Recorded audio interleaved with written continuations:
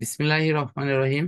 আমাদের মাধ্যমিক স্তরের রসায়ন বিজ্ঞান অংশে আজকে আমরা রসায়ন বিজ্ঞানের উপর কিছু সমসাময়িক আমাদের সমস্যা নিয়ে আলোচনা করব ইনশাআল্লাহ। তো আমার এই আলোচনায় মূলত যে বিষয়গুলো প্রাধান্য পাবে তা হলো একটা রসায়ন পাঠে আমরা কি কি সমস্যা মূলত ফেস করি, যে বিষয়গুলো ফেস করার জন্য আমরা পুরো রসায়নটাকে অনেক সময় কঠিন বলে মনে হয়, এবং দেখা যায় যে একজন স্টুডেন্ট পুরো পড়াটার উপরে নিয়ন্ত্রণ তো দূরের কথা, সে ওই পড়াটার কিছু স্বাভাবিক জিনিস দেখতেও ভয় পায়। তা আমি আজকে এই বেসিক কিছু স্ট্রাকচার নিয়ে একটু কথা বলবো।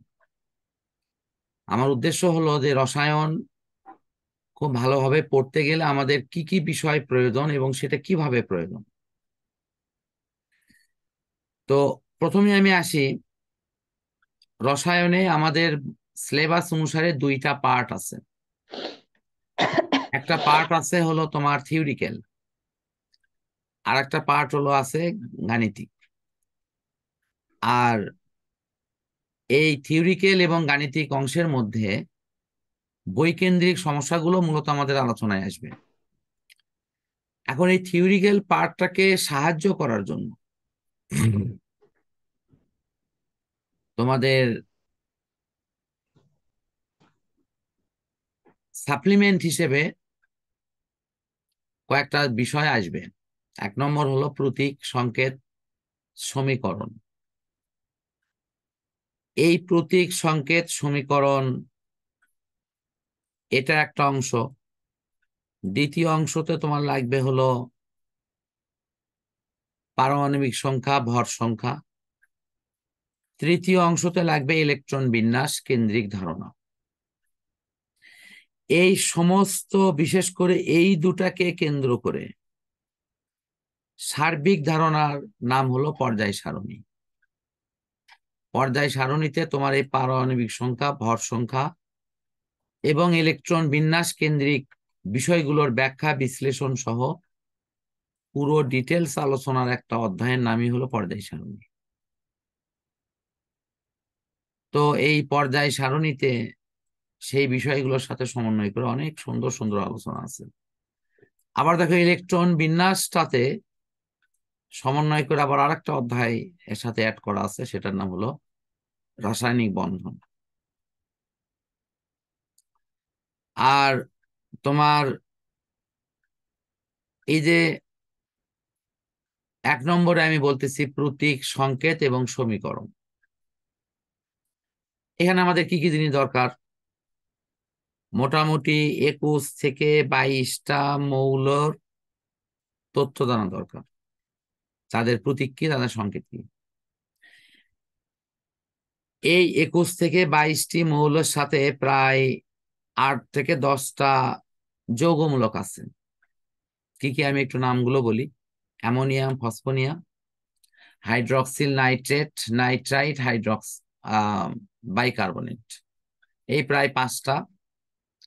আর ওখানে আছে কার্বনেট, সালফেট, সালফাইট 3টা, 5 3 8টা, আর ফসফেট, ফসফাইট মোটামুটি 10টা। এর বাহিরেও আরো কিছু আছে, যেমন তোমার থায়োসালফেট, পারম্যাঙ্গানেট, তারপরে হলো তোমার ম্যাঙ্গানেট, এরকম কিছু কিছু, বা সায়ানাইট, কিছু কিছু প্রয়োজন হয়, বাট খুব বেশি লাগে না আর কি। আমাদের আপাতত 8 10টা যৌগমূলক হলে ইনশাল্লাহ কাজ চলবে। তো আমি তোমাদের কাছ থেকে জানতে চাচ্ছি, এই যে 8 থেকে 10টা আইটেমস এর মধ্যে আমাদের প্রতীক, সংকেত এবং সমীকরণ, আমরা কি এগুলো ঠিক ঠিক মতো পারি, বা আদৌ কারো কোথাও প্রবলেম হয় কিনা, যে স্যার আমি এই জায়গাটা ঠিক বুঝি, এখানে বুঝি না। একটা সেকেন্ড পেপারে আমার খুব বেশি কিছু করণীয় নাই, পারমাণবিক সংখ্যা, ভর সংখ্যা, এটা তোমাদের ক্রমান্বয়ে আয়ত্ত করতে হবে। যাদের আয়ত্ত আছে আলহামদুলিল্লাহ, যাদের আয়ত্ত নেই তারা তারা আয়ত্ত করে নিবা। থার্ড সেক্টরে আমার একটু ভূমিকা আছে, তা হলো এই ইলেকট্রন বিন্যাস। ইলেকট্রন বিন্যাসে যদি কারো দুর্বলতা থাকে, সেটা হয়তো আমি কিছুটা হেল্প করতে পারি, আর বাকিটা তাকে নিজেরাই এটা ঠিক করে নিতে হবে। তো আমি সবার কাছ থেকেই জানতে চাচ্ছি যে এই প্রথম অংশে তিনটা পার্ট আছে। একটা হলো প্রতীক, আর একটা পার্ট হলো সংকেত, আর শেষ পার্ট হলো তোমার সমীকরণ। তো এই সংকেত তারপরে হলো সমীকরণ, অর্থাৎ রাসায়নিক বিক্রিয়া। আমি সবাইকে আনমিউট করার করার জন্য বলবো, যে আনমিউট করে আমাকে একটু মতামত দাও। এই প্রতীক নিয়ে কারো কি সমস্যা আছে, যে আমি মৌলের প্রতীক লিখতে না, পারি না? না স্যার, কিন্তু সমীকরণ পারি না। আচ্ছা, সংকেত নিয়ে সমস্যা আছে? না স্যার। না অন্য স্যার। অন্য কারো সংকেত নিয়ে সমস্যা আছে? না সমীকরণ নিয়ে স্যার। শুধু। না, তারপর ঠিক আছে বাবা। মাইশা, রওশন, তোমার কথা আমি শুনছি। আরো অন্যদের একটু মতামত চাচ্ছি। মোস্তাকিমা, সংকেত নিয়ে কি হ্যাঁ স্যার। সমস্যা?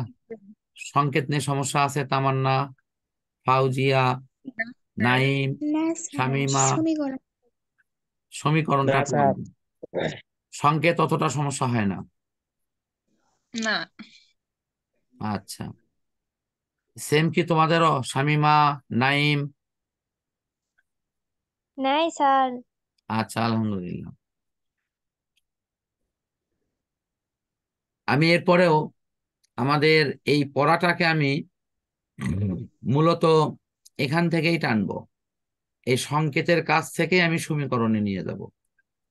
এর কারণটা হলো সংকেতের মধ্যেই সমীকরণের বিষয়গুলো লুকিয়ে আছে। তা আমি আজকে ইনশাল্লাহ বেশ কিছু সমীকরণ তোমাদের লিখেও দেব, এবং যে সমীকরণগুলো তোমরা ইনশাল্লাহ অনায়াসেই তোমাদের যে পাঠ্য বই আছে, সে পাঠ্য বইয়ের অধ্যায়, পৃষ্ঠা, এমনকি সেখানকার যাবতীয় তথ্য সহ ইনশাল্লাহ আহ দেখায় দেব, যে এই জায়গাতে এটা আছে, তোমরা ওটার সাথে একটু মিলিয়ে নাও। তো আমাদের প্রথম যাত্রাটা শুরু করব হলো এই ইয়ে থেকে, কি বলা হয়, সংকেত থেকে। আমাকে একটু হেল্প করো কেউ, সংকেত লেখার সাধারণ নিয়ম কি কেউ বলতে পারবা?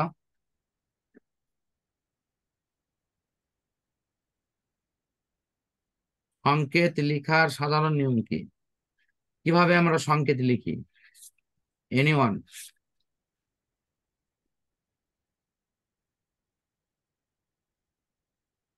কেউ পারবা না? মাইশা বলো, মোস্তাকিমা, মাইশা, কিভাবে আমরা সংকেত লিখি?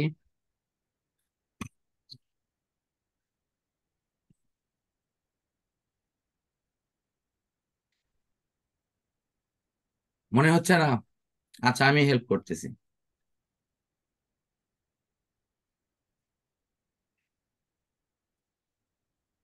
আমাদের সংকেতের মধ্যে একটা বিক্রিয়া লুকিয়ে আছে। আজকের যে ক্লাসটি হতে যাচ্ছে এটা অত্যন্ত গুরুত্বপূর্ণ একটি ক্লাস।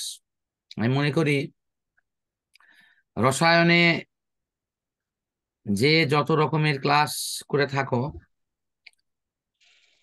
আজকের ক্লাসটি অনেকগুলো গুরুত্বপূর্ণ ক্লাসের একটি ক্লাস।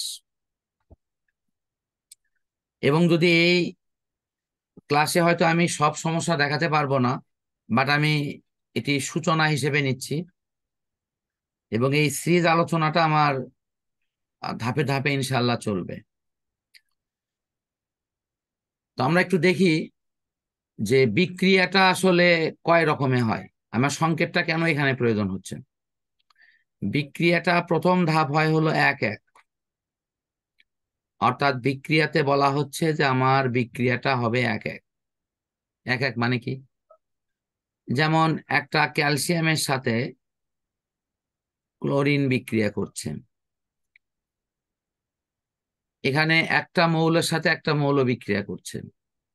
তোমাদের নিশ্চয়ই মনে আছে যে 7টা মৌলের বেলায় আমাদের 2 লিখতে হয়, হ্যাঁ সেই স্যার। হিসেবে কিন্তু এখানে 2 লেখা হবে।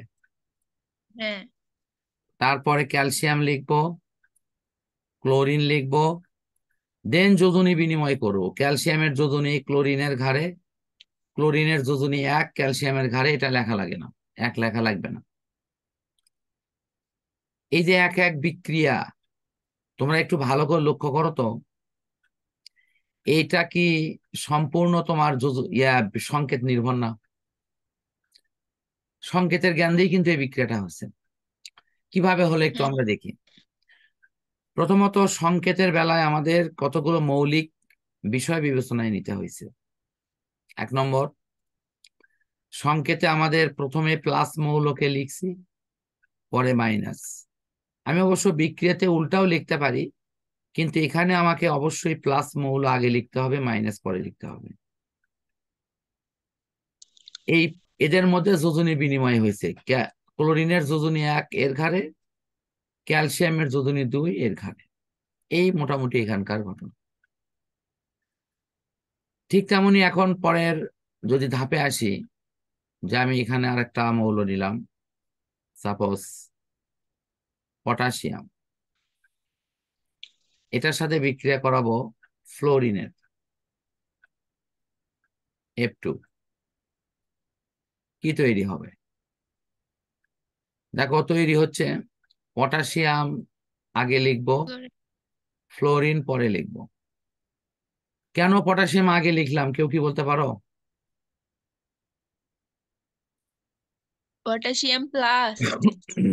পটাশিয়াম প্লাস ভূমিকায় থাকবে, ফ্লোরিন মাইনাস ভূমিকায়। এখানে পটাশিয়ামের যোজনী 1, ফ্লোরিনের যোজনী 1, 1-1 হয়েছে, এই কারণের জন্য লেখার কোনো প্রয়োজন নেই। সবাই কি বুঝছো এটা? জি স্যার।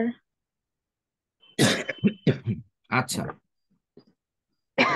এখানে একটু কেউ মনে করতে পারো স্যার এখানে এফ এর বেলায় যে 2 থাকলো, এই 2 নিয়ে কোনো চিন্তা করার কারণ নাই।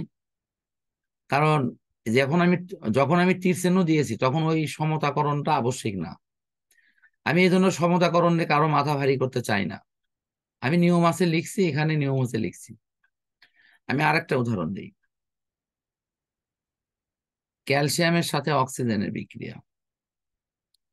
অক্সিজেনের বেলায় কি O2 হবে না? এখন ক্যালসিয়াম হলো প্লাস মৌল, এ আগে লিখবো, অক্সিজেন মাইনাস সেটা পরে লিখবো। যোজনী ক্যালসিয়ামের 2, অক্সিজেনেরও 2, আমি 2-2 বসাই। সাপোজ এখানে তো 2-2 আমি বসায় দেই, এরও 2 এরও 2 বিনিময় করি। এখন এই 2-2 কি হবে? কেটে যাবে। কেটে যাবে। তাহলে কেটে যাওয়ার পর আমি কি লিখবো? Calcium oxide, calcium oxide. এরকম। অক্সাইড। আর কিছু লেখার আছে? না। আচ্ছা, ঠিক আছে, থ্যাংক ইউ। একটু সবার জ্ঞাতার্থে আমি আবারও একটু বলে দিই, সকল ধাতু বিক্রিয়াতে ইলেকট্রন ত্যাগ করে ধনাত্মক হয়,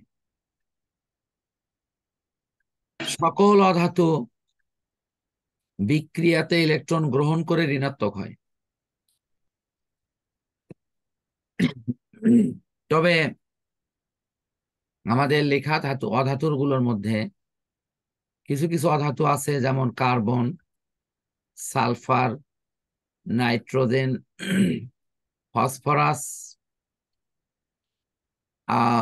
এবং কার্বন, সালফার, নাইট্রোজেন, ফসফরাস এবং হাইড্রোজেন। এই 5জন এর ভূমিকা কখনো প্লাস কখনো মাইনাস। বাট এই 5টা ছাড়া বাকি যতগুলো আমরা লিখি যোজনীর চার্টে, তার সবগুলোর ভূমিকা হলো নেগেটিভ। তার মানে অধাতুর ভূমিকা এই 5টা ছাড়া বাকি সবগুলো প্রায় ক্ষেত্রেই নেগেটিভ। এদের ভূমিকা যে কখনো প্লাস কখনো মাইনাস, এটা আমি অলরেডি ইতোমধ্যে বিভিন্ন ক্লাসে দেখাইছি। যদি কেউ না দেখে থাকো, শুধু তাদের জন্য আমি এটা একটু রিপিট করে দিচ্ছি। ধরো এই বক্সের মধ্যে দেখালাম, আমি যে উদাহরণটা বরাবর দেই এখানেও সেটাই দেব, যাতে সবার একটু মনে থাকে। আমরা যদি সালফারের সাথে অক্সিজেনের বিক্রিয়া দেই, এখানে সালফারের ভূমিকা হয় প্লাস, অক্সিজেনটা হয় মাইনাস, সালফার ডাইঅক্সাইড। আমি যদি এই সালফারকে হাইড্রোজেনের সাথে বিক্রিয়া করাই, তাহলে এখানে হাইড্রোজেন হবে প্লাস আর সালফার হবে মাইনাস। আমি যদি হাইড্রোজেনকে তোমার পটাশিয়ামের সাথে বিক্রিয়া করাই, একই হাইড্রোজেন এখানে এসে হচ্ছে মাইনাস আর ওখানে ছিল প্লাস। তাহলে একই মৌল একই জায়গায় ভিন্ন জায়গার ভিন্নতার কারণে কখনো প্লাস হচ্ছে কখনো মাইনাস হচ্ছে। এটা কারো বুঝতে সমস্যা হলো? সবাই না আনমিউট, স্যার। সবাই আনমিউট না। করে একটু না মতামত স্যার। দাও, কারো বুঝতে সমস্যা হলো কিনা। না না স্যার। স্যার। সবার কথা কিন্তু শুনতে পাইনি আমি। শামিমা না বুঝতে স্যার। পারছো? বুঝতে পারছি স্যার। আলহামদুলিল্লাহ। এই তো কনকনা কথা শুনিচ্ছে, মনে হচ্ছে এখন খাওয়া দাওয়া করছো। হ্যাঁ, তোমার আম্মুর সেদিনের খাবারটা অনেক সুন্দর হয়েছিল। হ্যাঁ, স্যারদেরকেও দিছিলাম। তো যাই হোক, তুমি না ভালো করে খেয়ে একটু গায়ে একটু বল নাও, তাছাড়া দিন দিন আরো শুকিয়ে যাবা কিন্তু। তোমার আব্বু আম্মুকে আমার সালাম দিও। আচ্ছা স্যার। আচ্ছা, ঠিক আছে, সবারই আব্বু আম্মুকে সালাম দিও। বাট তারপরে শামিমারটা বলতেছি হয়তো একটু ভিন্ন হবে। আচ্ছা, আমরা একটু তাহলে এক এক বিক্রিয়ার ক্ষেত্রে কিন্তু আমার এই সংকেত লিখার নিয়ম দিয়েই কিন্তু আমার এক এক বিক্রিয়া হয়ে যাবে। আমি একটু সংকেত লেখার নিয়মগুলোকে আর একটু ইজি করার জন্য আমি একটা নোটের অংশ তোমাদেরকে এরপরে শো করছি।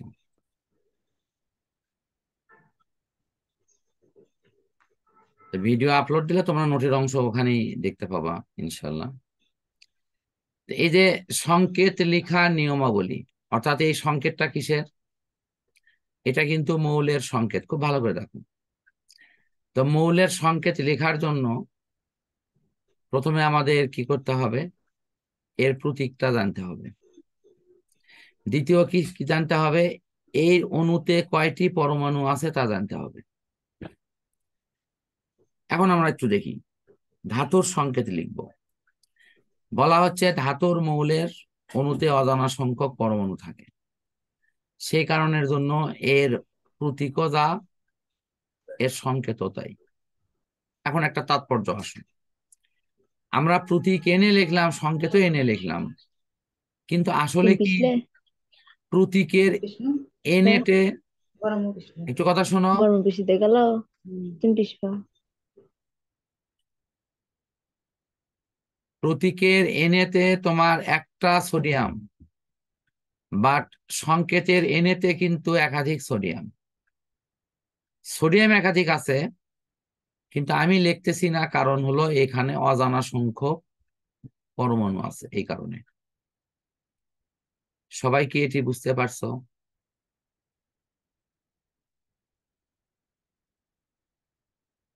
সবাই কি এটি বুঝতে পারছো?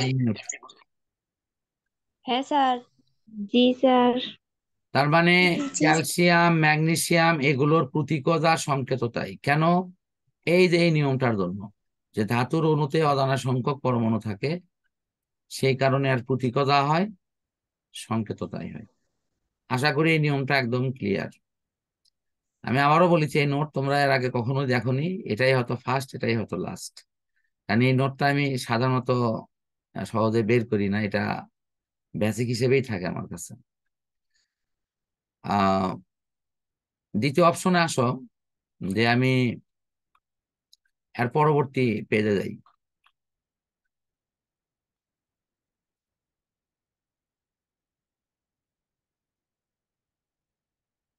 রসায়নের সমস্ত পিক পয়েন্টের জিনিসগুলো ইনশাল্লাহ এখানে সাজানো আছে। যদি এই নোটটা পুরোপুরি আয়ত্ত করতে পারো তো রসায়নের বেসিক নিয়ে খুব বেশি টেনশন করা লাগবে না। আহ এখন আসো অধাতুর সংকেত। ধাতুর সংকেত শেষ, তাহলে অধাতুর সংকেতটা কি? অধাতুর সংকেতের মধ্যে যারা কঠিন মৌল, এই মৌলগুলো কঠিন, এই যে এই মৌলগুলো, সুতরাং এদের প্রতীকতা সংকেত তাই ওই একই নিয়ম। লেখা আছে ধাতব মৌলের অনুরূপ। সবাই কি বুঝছো এর অর্থ? তার মানে কার্বনের অণুতে কয়টি পরমাণু আছে এই সংখ্যা আমরা জানি না, সেই জন্য কার্বনের প্রতীকও সি, কার্বনের সংকেতও সি। কিন্তু অক্সিজেনের বেলায় এর প্রতীক যদিও হয় সংকেত টু। কারণটা কি? কারণ হলো অধাতব মৌলগুলোর মধ্যে যদি সক্রিয় হয় তাহলে তাদের বেলায় আমাদের এই টু লিখে সংকেতটা করা হয়, অর্থাৎ প্রতীকের সাথে টুটা লিখতে হয়, এই যে টু। অর্থাৎ সিএল লেখে Cl2, এইচ লেখে H2, এরকম। সবাই বুঝতে পারছো কি না? সবাই আনমিউট। জি স্যার। জি স্যার বুঝছি। ফাউজিয়া, শামিমা, নাইম। জি স্যার বুঝেছি। আচ্ছা, আলহামদুলিল্লাহ। তাহলে আমি এখন পরবর্তী বিষয়গুলো একটু দেখাই। এখানে লেখা আছে নিষ্ক্রিয় গ্যাস। দেখো সংজ্ঞাটা কিন্তু লেখাই আছে। নিষ্ক্রিয় মানে হলো আলসে, মানে অলস, কিছু করতে চায় না। তো মৌলগুলো নিষ্ক্রিয় মানে এই মৌলগুলো কোনো বিক্রিয়ায় অংশগ্রহণ করতে চায় না। যেহেতু কোনো বিক্রিয়ায় অংশগ্রহণ করতে চায় না সেখানে জন্য এরা নিষ্ক্রিয়। আচ্ছা বলো তো, যারা কারোর সাথে মিশতে চায় না, কারো দিকে যেতে চায় না, তারা কি একা থাকে না দল বাঁধে থাকে? একটু বলো, সাধারণ অভিজ্ঞতায় বলো। আনমিউট। যারা একা এরকম, থাকে। যারা কারোর সাথে মিশতে চায় না, ঘরের মধ্যেই বসে থাকে, কোনো কিছু করতে চায় না, তারা একা থাকে না দল বেঁধে থাকে না দুইজন দুইজন করে থাকে? একা থাকে। একা থাকে। একা থাকে স্যার। আশা করি একা তো, থাকে। আশা করি তোমরা এরকম কেউ যেন একা থাকো না। ঠিক আছে, গাছতলায় বসে একা একা এরকম বসে থাকবা নিষ্ক্রিয় মৌলের মতো, এরকম যেন কেউ থাকো না। কেউ হয়তো পদধূলি নেয়ার জন্য আসবে। তাহলে হিলিয়াম, আর্গন, নিয়ন, এই মৌলগুলো বিক্রিয়া করা অপশনে কোনো ভূমিকা নাই। এরা কারোর সাথে যুক্ত হয় না, কাউকে যুক্ত করে না, এরা সবসময় একা একা অবস্থান করে এবং এই কারণে এদেরকে বলা হয় নিষ্ক্রিয় গ্যাস। এই জন্য এদের প্রতীকও যা, এদের সংকেতও তাই। এই যে দেখো, এই কথাটা কিন্তু এখানে লেখা আছে যে নিষ্ক্রিয় গ্যাসের প্রতীক এবং সংকেত একই হয়। আচ্ছা, এখন দেখো আমরা এই যে যৌগ গঠন যে করি, এই যৌগ গঠনের সুনির্দিষ্ট কিছু নিয়ম আছে। আমরা একটু নিয়মগুলো ওয়ান বাই ওয়ান দেখি, কি নিয়ম এখানে আছে আমরা একটু সেগুলো একটু দেখব। প্রথম নিয়ম, প্রথমে আমাদের কি করতে হবে?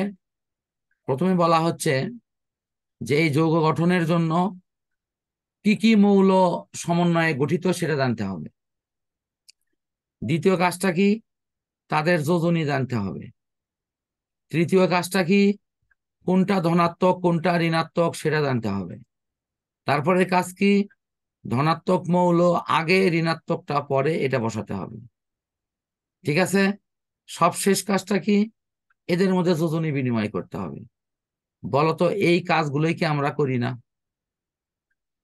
আনমিউট সবাই। হ্যাঁ, হ্যাঁ স্যার। আচ্ছা, হ্যাঁ তোমরা স্যার। তোমাদের কোনো বইতে কি স্যার এই কথাগুলো এইভাবে লেখা পাইছো?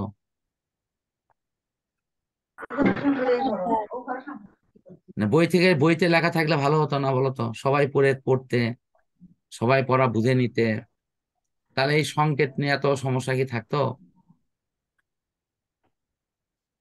নাই। আচ্ছা, না স্যার। এখন আসো দেখো, এখানকার উদাহরণগুলো দেখো কত ইজি ভাবে দেওয়ার আমি চেষ্টা করেছি, দেখো কতটা। একটা হলো, এই যে মৌলগুলোর সংকেত লেখার জন্য প্রথম যে একটা নিয়ম লিখে দিছি, সেটা হলো ধাতুর সাথে তোমার অধাতুর মৌল বিক্রিয়া করবে। কে কে বিক্রিয়া করবে? ধাতুর সাথে অধাতু। এইরকম অধাতু। ধাতুর মৌল হিসেবে নিয়েছি ক্যালসিয়াম, অধাতুর মৌল হিসেবে নিয়েছি ক্লোরিন। এখন এই ক্যালসিয়াম আর ক্লোরিনের মধ্যে রাসায়নিক বিক্রিয়া দিলাম, তৈরি করলো ক্যালসিয়াম ক্লোরাইড। এই নামটার দিকে তোমাকে দৃষ্টি আকর্ষণ করব। নামটা হলো ক্যালসিয়াম ক্লোরাইড। একটু খেয়াল করো, আমি নিয়েছি ক্লোরিন, এর নাম পরিবর্তন হয়ে হয়েছে ক্লোরাইড। নিয়েছি ক্যালসিয়াম, এর নামের কোনো পরিবর্তন হয়নি, এর নাম কিন্তু ক্যালসিয়ামই আছে। এই লাইনটা একটু খেয়াল করো। তাহলে বিক্রিয়া করলো ক্যালসিয়াম, বিক্রিয়া করলো ক্লোরিন, কিন্তু এদের পরিবর্তন হলো কিন্তু তোমার ক্লোরিনের। ক্লোরিন হলো ক্লোরাইড, ক্যালসিয়ামের কোনো পরিবর্তন হলো না। তাহলে এখান থেকে আমরা কি নিয়ম পাচ্ছি বলতো? এখান থেকে যে নিয়মটা পাচ্ছি তা হলো যে, যে সমস্ত মৌলগুলো প্লাস ভূমিকায় থাকে, অর্থাৎ যাদের ভূমিকা পজিটিভ, তাদের নামের কোনো পরিবর্তন হয় না। ক্যালসিয়ামের নামের কোনো পরিবর্তন হবে না, কিন্তু ক্লোরিনের নামের পরিবর্তন হয়। বুঝতে পারছো কি? সবাই আনমিউট। জি স্যার। জি স্যার।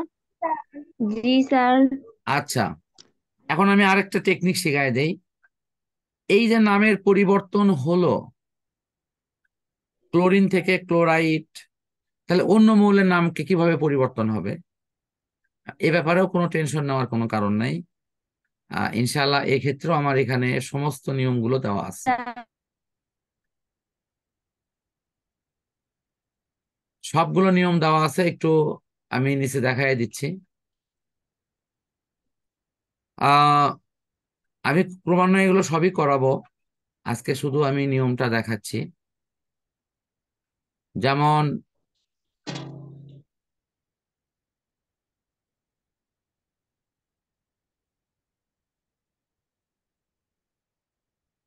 এই যে নিয়মগুলো দেখো, এখানে লেখা আছে অক্সাইড গঠন। আমি কিন্তু এটা আগেই দেখাচ্ছি, বাট পরে পড়াবো এগুলো, একদিনে তো আর সব হবে না। লেখা আছে অক্সাইড গঠন। এই অক্সাইড গঠনের নিয়ম হলো, যে কোনো মৌল অক্সিজেনের সাথে বিক্রিয়া করলে তার নাম হয় অক্সাইড।